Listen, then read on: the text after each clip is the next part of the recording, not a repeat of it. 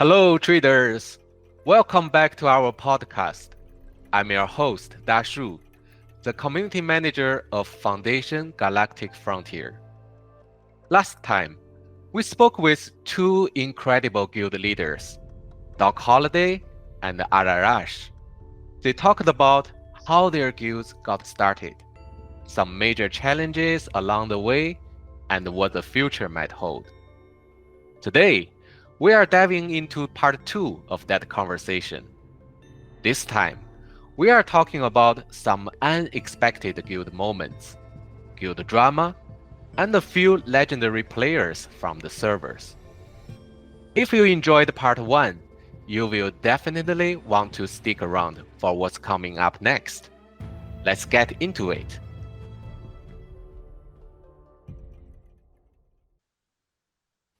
Doc, what's your first question for Al? Okay, Al, here's a question. What's a funny or unexpected moment that happened in your guild? I would say it happened when it was really early in the universe. Prior to border opening, we were trying to expand and to take planets while taking a level 3 planet, I think. Suddenly, we faced a triple war declaration from other guilds on our level 1 and level 2 planets. And we were like, oh, what's happening? It was really unexpected. And we were like, we didn't know how to react and how to act because it looked like it was a synchronized action. But in the future, we learned it was absolutely not synchronized. So yeah, we fought back again and again, and we took all our planets back. Yeah, but it was really unexpected. You are already settled as a dominant guild, and you are taking planets, and suddenly, from out of nowhere, three guilds declare a war against you. I don't know why. And it was probably due to the fact the game was really new and people didn't realize what taking a planet was like and what did it imply. So it was probably something like that, like leaders from the other guilds were trying things and wanted to take a planet and then they didn't realize they would create a casus belli or something like that. But yeah, it was really unexpected. How about Doc, in your server, in your guild? My guild. I think the most unexpected moment was when old leaders from past crisis happened and they joined us. Well, applying to join us, and we've had this whole discussion left and right. It was unexpected for sure because we didn't know if we accepted it, this person, if conflict was going to arise from it, because this person had a long history, especially of being accused of being a little too personal. That was unexpected for us, especially because it was just one dude that just defined how he get looked at. But now for funny, he's actually one of my R4s now. Oh. So he kind of moved his way up. He kept his promises and he still keeps them to me. He made a promise to me about staying level headed, and he's keeping it for as long as he's been keeping up for it. As he's doing a really good job, though. I am very impressed with him. I will say another funny one is that while we pushed Guild 1 back, there was a leader in that one. He became this pirate type of player. He kind of like self-destructed it, Guild 1, and this is actually kind of recent. One of the people in Guild 2 left that sister guild's leadership open, and it's not a request only. Anybody can get in there. So when she left the leadership guild, it kind of just happened to be, hey, anybody wants a spot, because this whole thing is inactive anyway. So he found out that, hey, Guild 2 has a sister guild. So he went in, took that leadership spot, and changed their name, changed the description of their guild. I'm like, wow. Nobody expected that one. And everybody's looking like, oh. Oh no. Yes, and then he started taking planets in like Border Region 2 and even one of my R4s, he even said it's like that was annoyingly unexpected. He is one heck of a player. He's one of the great ones. Great. So the next question, Doc, for Al. My next question would be, this has to pertain to the drama, obviously. What's the most ridiculous, the most intense guild drama you have ever experienced? I know you touched on a little bit, but if you could answer that for me. Yeah. So internally, I would answer. Definitely, it was after the Elvan drama. I led So I was part of that drama as a Oh, major nice. as a major protagonist. Tell me more. I led the negotiation with the other guild leaders to negotiate a peace treaty, stopping the war. And when we achieved to a conclusion, like when a week later my leaders say, we won't respect that treaty anymore, it's nonsense. I'm trying to use polite words. Yeah, he was basically spitting on everything I did. So me and the other executives, we were disagreeing with him, saying that it was a good deal, it was still in our favor. We are happy with that, but he was denying, and he ended up saying, did you guys thought it was a democracy here? Something like that, And he said, I give orders, you obey. But funny enough, our strongest player, who also was the strongest player of the server at this time, left the guild instantly after reading that. Definitely huge drama, and we had to piece things out and finally cool things done, I would say. Yeah, I was really, really annoyed, and I was mad at him for like 2 weeks, Oh wow. something like that. And we kept following his orders because he was giving orders. And the sad point is we had no other issues. We were hated by everyone else. So if I was leaving the guild, I had nowhere to go. So we were a bit trapped. The fact is, history is written by the winners. So, and we won. It's complicated to say, but even if we had a drama, a major disagreement, I can't really prove him wrong because it helped our guild to dominate and take the leadership position in the server. There was probably other alternatives. We will never know how it would have ended if we kept that treaty in place and things like that. Did it change your guild's reputation? Yeah, it made it worse, even worse. we were seen as aggressive, repressive, like we were dominating and trying to invade everyone without asking questions, things like that. So we were also seen as someone you can't negotiate with because as soon as you sign a treaty, you will break it. So yeah, really, really, really complicated.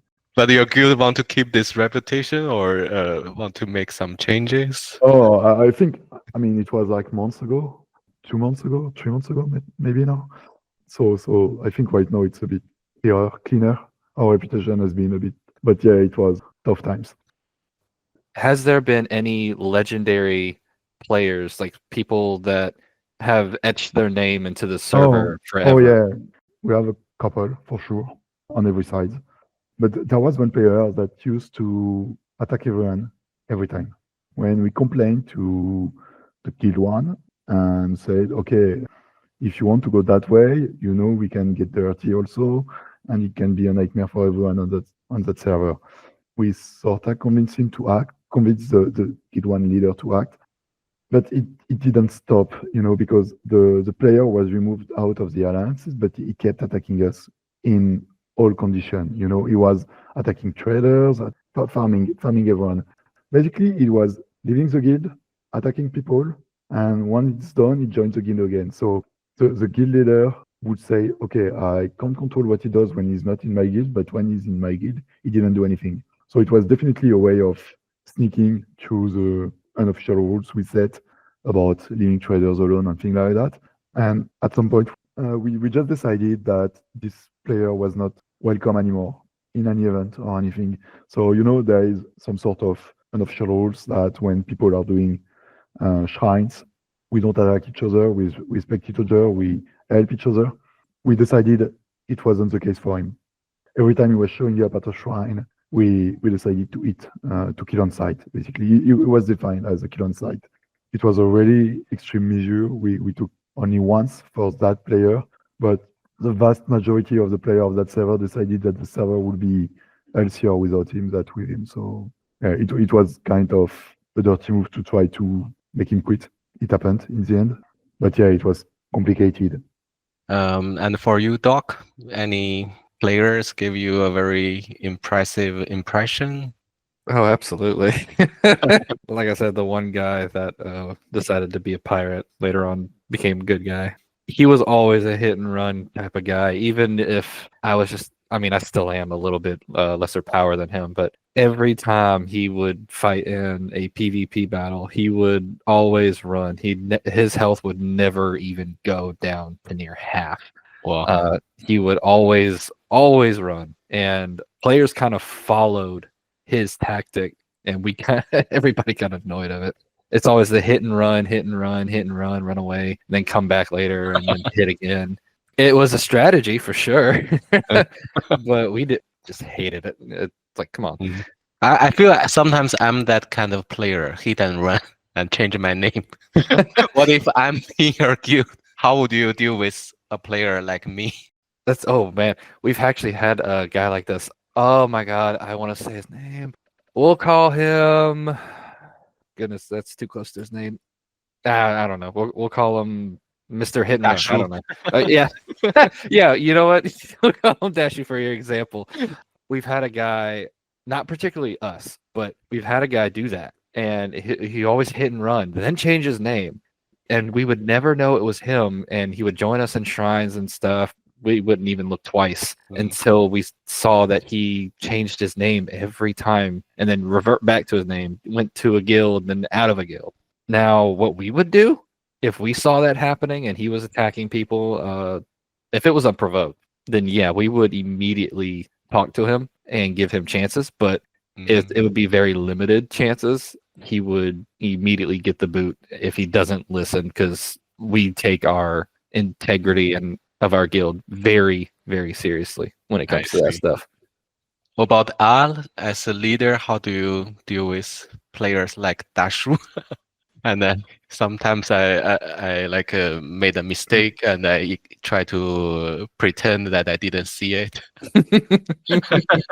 Like, do not plunder this guild. It's our alliance. Oh yeah, the plunder stuff.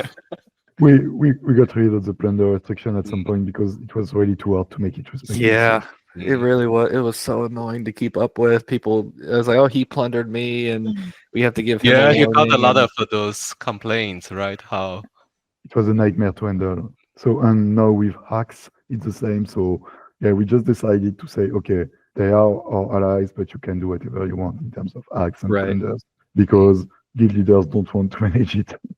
It was like, I don't know, maybe 10 or 20 complaints per day. So keep track. Every time this happens, you have to talk to the player and other alliance. Yeah. I mean, not easy to be you guys. For me, it was actually one of the reasons we decided to cut our ties with Guild 1. I mean, there was a lot of reasons to that, but the plunder stuff, and we kind of got in our feelings. I'm not gonna lie about it with them, and we were already kind of getting mad at them anyway. So we kind of used plunder issues as a way to kind of just, since you don't want to fix your problems over there, and you don't want to talk to your guys, and you want to give consequences to the rules that were in place, then we're just gonna cut ties with you, be up by ourselves, and bump the world for a minute and realign with someone else that you don't like. Yeah, so we then decided, like, after a while, we were just like, you know what, screw plunder. Once we remade our alliance with Guild 2, well, not but when we first started our alliance with Guild 2, we just decided to throw away plunder, and same with the hacking thing now. We see it the same way as plunder. Yeah, tech and trades, no, just same as plunder. That way we don't have to hear complaints like that. That was awesome. Thank you both for being so open and for sharing the good, the chaotic, and everything in between. So before we wrap up, is there anything you would like to say, maybe a message to your guildmates or to our audience? Al, you want to go first? Yeah, maybe, yeah. Really interesting, the discussion, because we can see things went really different from our two universe. And I know that some universe have a different experience than both of us. What I take from Doc's experience, is that we have to discuss before fighting, like we just a game, and in the end, if people don't enjoy it, they will stop playing and we will be alone. It's better to discuss with other people before reaching a point where you don't come back.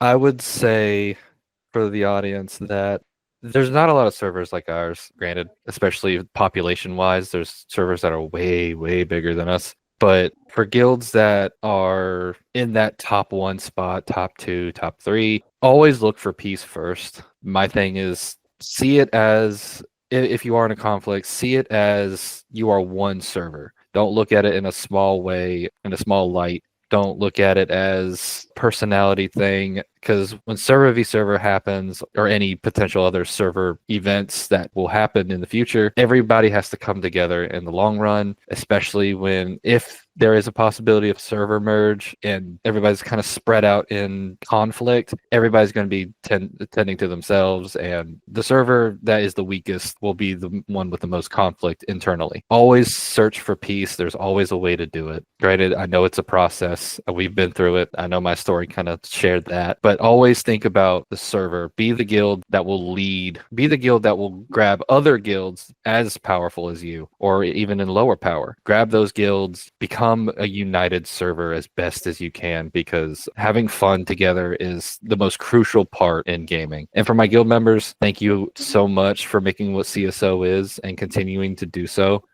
All right, that's it for today's episode. Thank you again for joining. It was a great conversation. I really enjoyed hearing your stories and how you see things as guild leaders. I definitely learned a lot myself. I hope we will get a chance to talk again in the future, maybe even do a part 2 sometime. And for anyone listening, if you want to chat or have a podcast idea, you can always find me on our official Discord server. Just send me a direct message. I would love to hear from you. Thanks again, everyone.